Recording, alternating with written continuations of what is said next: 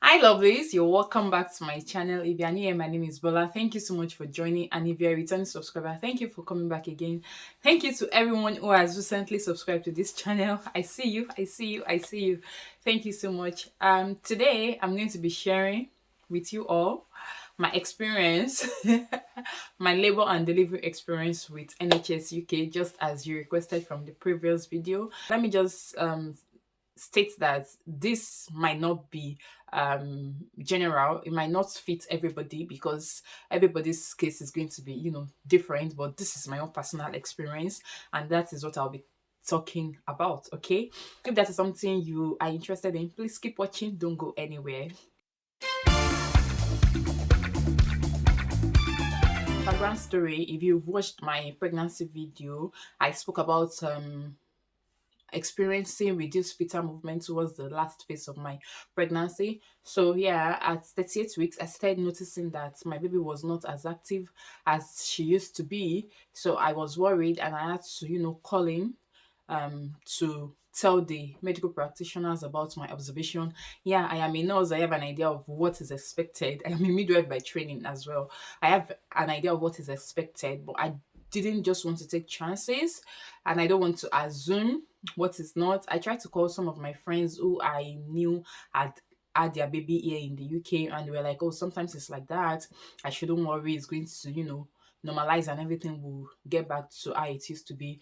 But a week later, it wasn't improving. Sometimes throughout the whole day, I may not feel her move for more than two times through the entire day. And I'm like, this is not normal. This girl used to kick a lot, especially towards bedtime, but she wasn't kicking as much as she used to. And I was like, okay. I called my husband and I told him that this is the observation, this is what I've noticed, that our baby has not been moving as much as she used to, and I'm very worried. At this point, it was already 39 weeks. I'm like, I have come too far in this pregnancy. I have suffered too much in this pregnancy. I have seen a lot in this pregnancy, and I can't get to this point, and everything is going to be a waste, God forbid, And having experienced miscarriage before, I knew the pain of what all of these things is like and what it can be actually. So I'm like, no, I've come too far to lose this baby at this point. So what do you think we should do? So my husband was like, okay, we need to go to the hospital. I'm like, okay, great idea. We need to go to the hospital. So we went to the hospital. We didn't have to queue. I just called the antenatal unit, and I told them that this is what I'm experiencing. So they told me to come in. So I went into the day assessment unit, and they were like, okay, what we are going to do is we are going to check your baby, but I had to do a urine test first. The urine test showed that everything was fine and okay. So I was made to lie down in bed, and they came up with the CTG machine, attached all I will insert the video. They attached all the pink and blue band, the waistband, or I've forgotten what they call it now. They attached that to my stomach, and they placed me on CTG. CTG is just like a machine that they use to monitor the movements and the heartbeats. They use it to monitor the heartbeats of the baby, really. So they placed me on the CTG machine for about an hour. So during the period, they were like, the heart rate is a little bit too fast, and decided talking to me about induction of labor. And I'm like, no, I don't want induction of labor. I've done this before. I've had a child before, and from the knowledge I have, the idea is that if you've had a child before, your second child should, come easily. You don't have to stress. You don't have to go through a lot of labor pain. Sometimes your labor can even be extremely shorter because your body had already mastered the process before. And for me, it was just a little above 2 years. It was about 2 years, 6 months since I had my last baby. So I'm like, it hasn't been too long. It's not like 4 years that my body has forgotten. So I expected that my body should remember everything it had gone through few years ago, and it should be able to make the labor process fast and easy. But that was just in my head. There was an entirely a different plan for me that I had no knowledge or I had no idea about. So yeah, after the CTG was done and they felt okay, the next thing they had to do was a scan. You guys, normally from the standard year, you are only supposed to do a scan at 12 weeks and at 20 weeks. But I did a lot of scans because of drama that came with the pregnancy. So they had to do a scan, and The scan was just to, check because they were not satisfied with the graph that was generated from the CTG. The what's it called now? How do I explain it so that I can understand? There's a way the CTG machine works that it create a graph. Like the graph will display the sequence of what the heartbeat is like. So the flow of that graph is not regular. It's not like it is supposed to be. It wasn't like it's supposed to be. So they were like, okay, we are not satisfied with the outcome and what this graph is showing. So we would need to, use the ultrasound scan to check for your baby's activity. Okay. So I was referred to the sonographer, and I lay down in bed and she was like, okay, she tried to check the baby's activity and she was like, this baby is not really active. So she had to wriggle my entire belly, wriggle all my tummy just to make the baby active. And after she did that, the baby was really active for an average of 30 seconds. It didn't even last for a minute. And she was like, okay, she's going to talk to the midwives that I shouldn't go home. And what they're going to do is they're going to consider induction of labor. So I went back to the midwives and they were like, okay, what they need to do is they need to ring the labor ward to find out if there is space, because apparently there was a lot of people who were trying to have a baby. So they wanted to know if there is space to book me for induction of labor. So they rang the labor ward and the labor ward was like, there's no space at the moment. And because it's not an emergency, it's not like my service has opened. It's not like I had started dilating. It was just because the fetal activity was reduced. So they were like, what they are going to do is they are going to schedule me to come in. So the labor ward gave me a date and I had to, start going back to the daily assessment unit almost every other day just to monitor the fetal activity. They told me specifically that if there is anything that I noticed and it requires urgent care, I should not hesitate to come in immediately. So I was like, okay, that's fine. I went back home and I was trying my best also to monitor the movement. I tried to, do some exercise. I'll take a walk as long as possible.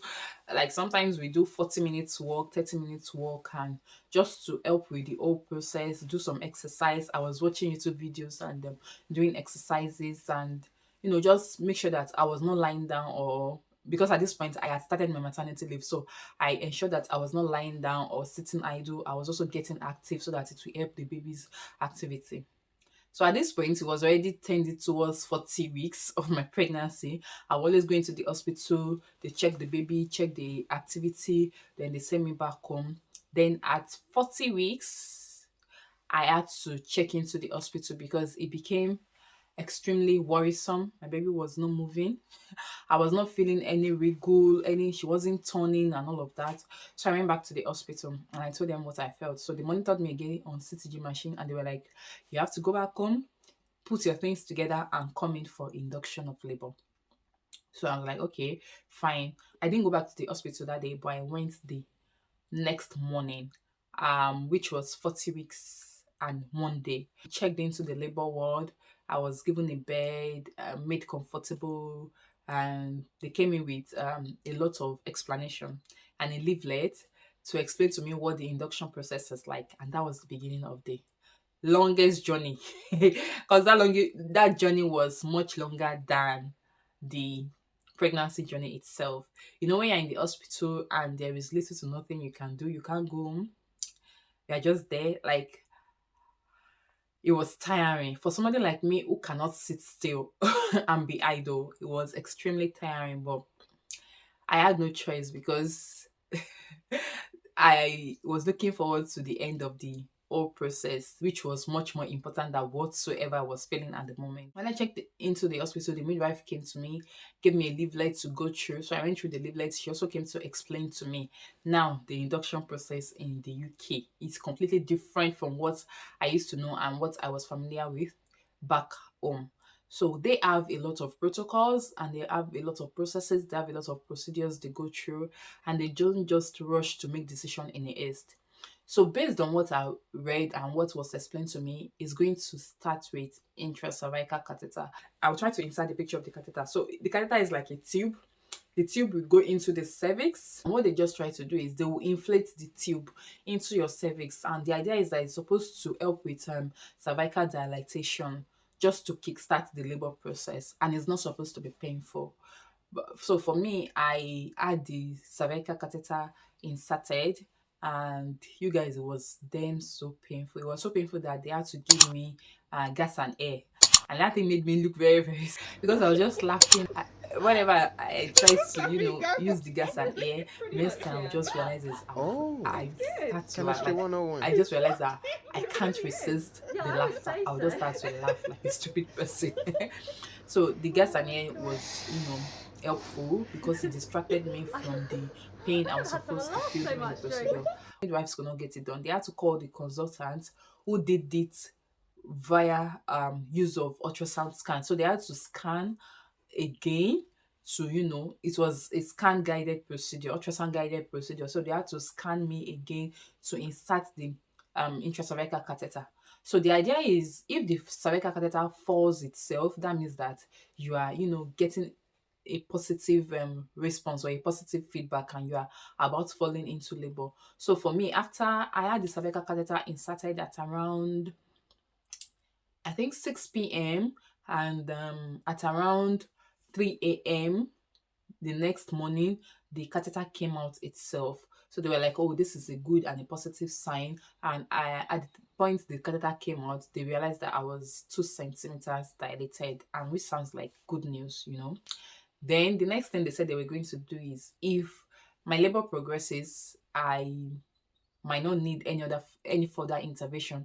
But if it doesn't progress, then they will have to move on to the next stage, which was insertion of a prostin gel. They call that thing prostin gel, and it's like an artificial prostaglandin, which is just supposed to, initiate the natural prostaglandin in the body. And the function of the prostaglandin, in case you don't know, prostaglandin is like an hormone. So the function of that prostaglandin is to help, initiate some level of each uterine contraction, and the uterine contraction is supposed to help with dilatation of the cervix. That was the idea.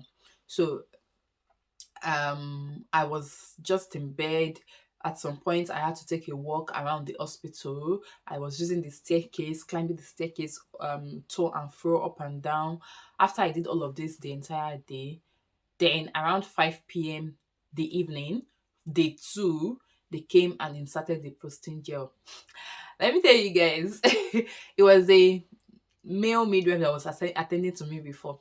But when it got to the point of inserting the prostin gel, and I'm like, can I get a female midwife to do this for me?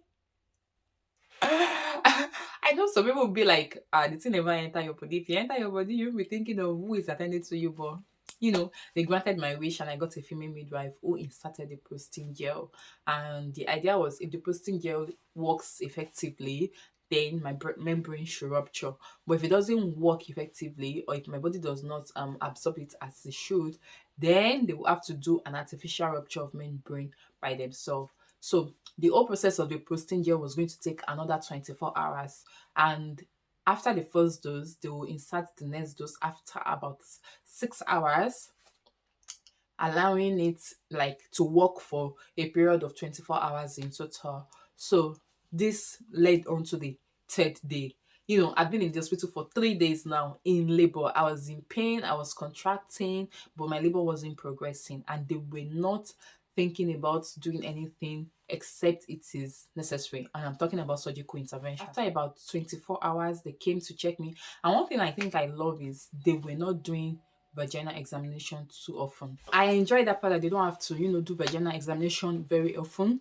I think throughout the process of the whole labor period for the 4 days, I had vaginal examination done only 4 times, which was quite good for me. So back to what I was saying. Sorry for the distraction. So they checked after like 24 hours of the insertion of the prostin gel, and they're like, okay, at this point, I am 3 centimeters dilated. So that means that they will have to do an artificial rupture of membrane, because my membrane did not rupture naturally by itself. So my cervix is a little bit open, and they could be able to access the part where the membrane is to rupture it. And so they took me from the antenatal ward to the delivery suite. So when I got to the delivery suite, I had a nurse and I had a midwife and a student midwife. So they all this throughout all this period, they were, you know, checking the fetal heartbeat. They were monitoring the fetal activity of the baby, the fetal heartbeat of the baby with the CTG. And we start a video of what my delivery suit is like. That delivery suit is beautiful, guys. It was beautiful. Like I had toilet to myself. I had bathroom to myself. It was just like a big room, self-contained, and it was really, really beautiful. Unlike the antenatal ward, in the antenatal ward, I had to share the room with three other ladies, although there was a curtain demarcation to, provide some privacy for each person. And did I mention that at in the antenatal ward, I was using the betting ball. So, but I couldn't take a video or picture of any of that, unfortunately. But yeah, I was using the betting ball as well, which all of it did not even contribute to anything. So when I got to the delivery suit, um, the student midwife checked me, and guys, her hands were so fat, and it was extreme. That was like the most painful VE I had throughout the whole process. She checked me, and she was like she couldn't really feel the head of the baby. So the main midwife came and she checked and she was like, what she's feeling is extremely soft and this does not feel like the head of the baby. And they said they can't make progress with the rupture of the membrane because they don't want to take any risk. They have to be sure that it is actually um they have to be sure that the head of the baby is actually down before they rupture the membrane. Because if the head of the baby is not down before they rupture the membrane, then it could expose me to any risk or complication whatsoever. And note that the previous time when I had ultrasound guided procedure for the intracervical catheter, it actually reveals that my baby's head was down. So I was like more than sure that at 40 weeks and 2 days, my baby head was down. So what would change anything all of a sudden? But they were like, no, they don't want to take a risk, that they have to wait for the consultant to come around and do a scan. So that took us like another 4 hours of waiting for the consultant to come around because they were busy in the theater with some other people and also had their hands full with other patients. So they were like, I should just hold on.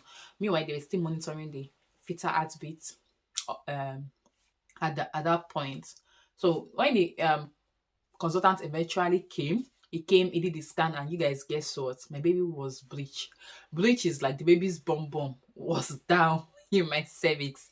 And it was not just that, it was footling breech. So it was the legs that my baby was bringing. Do you understand? So my baby was, presenting with her legs. Consultant was like, there is no way I'm going to have that baby via the spontaneous delivery, like the natural delivery process, and what they have to do is a cesarean section. You guys, that was the beginning of the beginning of the beginning of my life. I've never had surgery done before. I've never been to a theater to be on the operating table. I've been to the theater to be like the caregiver, the nurse, the one who cares for the patient. But I've never been on I've never been on an operating table to be operated upon before. And you guys, forget it. You see, that thing that you do theoretically is not the same thing as practical, especially for healthcare workers.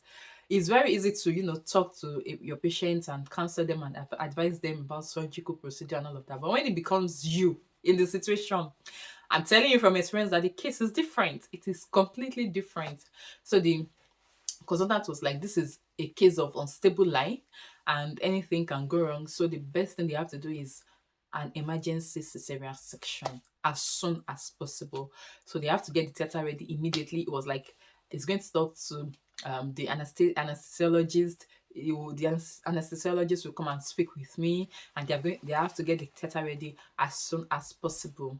At the point where the consultant was already telling me that it was going to be serious and he was already talking about everything that could go wrong, plus my own knowledge of everything that could go wrong. Guys, I was already crying. I was already shedding tears. I cried. I wailed. I cried. Like I could not hold back. I was crying. So the midwife were like, they will give us a moment so that we can have our time. So I cried continuously for 30 minutes. So after I had cried and I felt satisfied, we prayed. My husband and I, we prayed, you know, and we were like, okay, let's do this. And we start on the video snippets. I'm like, okay, let's do this. So the surgeon came around to, tell me again everything that could go wrong and what to expect and what the procedure is going to be like, the length of the procedure, the time. And she brought the informed consent for me to sign. So I signed the informed consent. They asked me that if there's need for blood transfusion during the procedure in case I lose too much blood, will I be willing to take blood transfusion? I should sign. I signed again. Then the anesthesiologist came to tell me it's part of the whole equation, and that guy was amazing. Guys, my anesthesiologist was amazing. I love that man. I love him because he was very, very good with communication. From the point he came to tell me about his own role in the procedure, what I should expect, how he's going to, do the whole process, the type of anesthesia that I might have, both the general and the spinal, why they will give me general, if the spinal does not work, or um, the kind of material it was going to use. You guys, I didn't even tell them that I was a healthcare worker. I didn't let them know that I was a staff of the hospital. But the guy was so good that he treated me with honor, with dignity, with respect. It carried me along through the whole process. Even when I got to the theater, it told me how they were going to use the spray to, freeze the area, how they were going to use a spray test to check if the anesthesia has worked. Everything. It told me the details of everything I should expect. So yeah, and immediately when we were ready, we called them, we told them, okay, we are ready to move to the theater. So they gave me the dressing gown. I changed from my um outfit to the hospital gown. My husband changed also to a scrub so that I could come into the theater with me. So I walked to the theater by myself, and we got to the theater. I sat on the operating table and started the whole process. I had to, form a position, and we saw the video of how it all went. I had to form a position so that I could locate the part where he will be giving the anesthesia. So all of that went ahead. My blood pressure, they did my vitals, my blood pressure was checked. They they gave me an IV access where they were going to put in all the antibiotics and all the medication and everything I needed in the theater. They you know did all of that, and at this point they told me to stop filming because I tried to film. I couldn't film so much, but they told me to stop filming. So the surgeon came. I had two Indian ladies who worked on me, and they were good. The whole process didn't take so long. In less than 20 minutes, baby was out. My baby was out, and when my baby came out, I wanted that baby friendly thing. I've forgotten the name now, the code name for it, but I wanted them to put my baby on my chest immediately she comes out. But when she came out, she wasn't breathing so well. She didn't cry immediately she came out, so they had to you know take her away, and not like away. She was still she was still in the same room with us, still in that same operating theater, just in another corner where the old pediatric gadgets and everything is. So they had to take her there. They tried to resuscitate, not like resuscitate, but they tried to do their own work of suctioning her and making her to cry and raise her voice, and just putting her in that state where she's responsive. Yeah, they made her. Yeah, that was what they did. Put her in the state where she became responsive, and immediately they tried to clean her a little bit, wrap her with towel, and immediately put her to breast. So they gave her to me, and while they were suturing and trying to close me up, she was with me and sucking. Immediately, she lashed on the breast. I felt the pain in my head. After the whole procedure was done, They wheeled me to the recovery unit. At the recovery unit, they came, brought me toast bread, toast. I had to toast a cup of tea with sugar and milk, of course, immediately after the surgery, guys. Contrary to what I used to know, that you have to wait till either pass gas before you can eat anything, or wait till after 6 hours before you can drink sip of water. Guys, immediately I came back from the theater, I had toast and a cup of tea. I was surprised, like, but it really made sense. They operated on my uterus, not on my stomach. So why delay me from eating? Actually, it made sense. And I forgot to mention that before I went into the theater, they had already given me omeprazole tablets just to avoid any gastric activity. And luckily for me, the last time I ate was about 8 hours ago. So it was very easy to, jump into the process of the operation without any fear of maybe aspiration or me throwing up during the surgery or on the theater table. So I had omeprazole, which was supposed to, just slow down my gastric activity to make the whole process seamless and without stress. After I had toast and I was asked to, just relax, I still had a lot of antibiotics running into my veins. Then at 2 a.m., the midwife came to detach all the antibiotics so that I can go into the bathroom to have my bath. Guys, that was like 10, 11, 12, 1 to 4 hours after surgery. Immediately, I was able to, raise my leg and move my limbs. She told me to go into the bathroom. She was like, am I up for it? I'm like, why not? I could try because I was feeling very messy and dirty. That's the honest truth. So she assisted me and supported me into the bathroom. There was a chair in the bathroom for me to sit on. And yeah, a shower. I was given the shower, I ran my bath under the shower. Afterwards, I was sitting down, and the shower was just running over my head. So I was able to, clean my legs and every other part of my body. So at 6 a.m., I was moved out of the recovery room back to the down to the postnatal ward. So when I got to the postnatal ward, the nurses came and they were like, okay, how do I feel? Have I been making enough urine? They checked my catheter and they were like, they were going to remove the catheter. So they removed the catheter and they gave me a bowl that I need to pass urine into that bowl.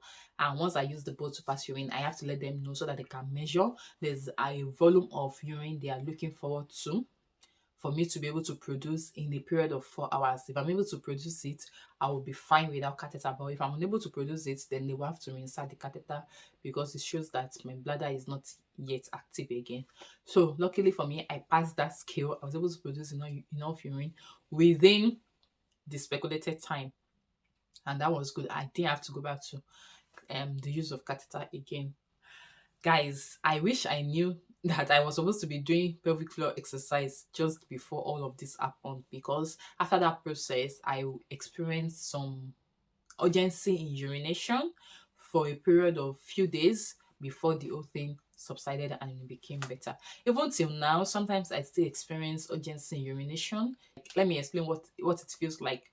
I might be sitting down doing nothing or watching the TV, and immediately I stand up, I will feel like visiting the restroom immediately, such that if I waste an extra minute, I might pee on my pants. So I had to start doing pelvic floor muscle exercises so that it will help the whole process, and it has really, really been helpful because I feel so much better. I was in the postnatal ward, I rested, I was able to relax for the whole day, and I had food. My friends came around, my colleagues came around to, see me, check up on me. They brought food. I was able to eat without any issues.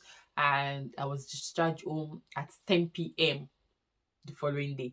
So I spent only 24 hours in the hospital after my surgery. Before I went home, they removed the plaster on the surface of my wound, and they told me that I should not clean it with spirit. I should not touch it. I should make sure that water and soap does not run through it. So when I want to have my bath, what I was doing was I was, towel sponging my body until I went back to the hospital after 2 days for my appointment, and they told me that I could actually have my bath under the shower, that I should just make sure that soap and sponge does not touch it so that I don't open up the wound. Okay. Yeah, so that was what my labor and delivery process was like. So I had a cesarean section. Contrary to my expectation that how am I supposed to be having a cesarean section after a vagina? Like it doesn't make any sense. After natural delivery process that I've had with my first baby, why am I having a cesarean section with my second baby? But life happens, things happen, and that was how it went. My midwives were good, they were nice. Although I did not enjoy the postnatal ward because a lot of babies were crying, but there was nothing I could do about it. Babies were crying and I couldn't sleep. I'm a very, very light sleeper. I can't sleep in a noisy environment. So I couldn't sleep. It was very, very stressful. I was tired and exhausted, which was one of the reasons why I wanted to be discharged very early so that I can get back home, feel more relaxed in my space, and I'll be able to rest well and feel better, and heal better. Before we got discharged, they had to check the baby. The pediatrician came, checked the baby, checked her sense of sight, if it was okay, checked inside her ears, she checked her limbs, and they said because she was breech presentation, I have to bring her back for hip ultrasound scan, which we have done anyways, and it was fine. The pediatrician was satisfied with the baby, so we both got discharged home, and they now handed us over to our GP back in the community. So we had eight visitors come around. After like a week, she came around to the house. She tried to check the baby's weight, check their body, check their tongue, and just do the whole measurement of the head circumference again, and the length as well. It's been a lot of like attention to details. They really pay attention to details with your child and yourself. My baby has had tests done to check for any sickle cell, any blood clotting disorder, all form of things that you can imagine and think about. We've had all of those things done through the whole process of these 6 weeks postnatal checks. It has all been done. She has had her hearing test done, which was good enough. He came back with clear response. That was what my labor and delivery process was like. It went well, if you ask me. It went well. It wasn't bad. It was good enough. Yeah, I had a good time. I hope you enjoy watching this video as much as I enjoyed making it. Let me know if you like it by hitting that like button down below. If you're yet to subscribe to the channel, please hit the red subscribe button down below as well. Give this video a thumbs up. Let me know your thoughts in the comment section. Drop it down below. If you've had a baby in the United Kingdom and you had this same experience or you had a different experience, let me know. What was induction of labor like for you? Did your own progress naturally till you were able to have your baby? Let me know in the comment section below. Yeah, I'll see you guys in my next video. Till then, stay safe and stay blessed. Bye.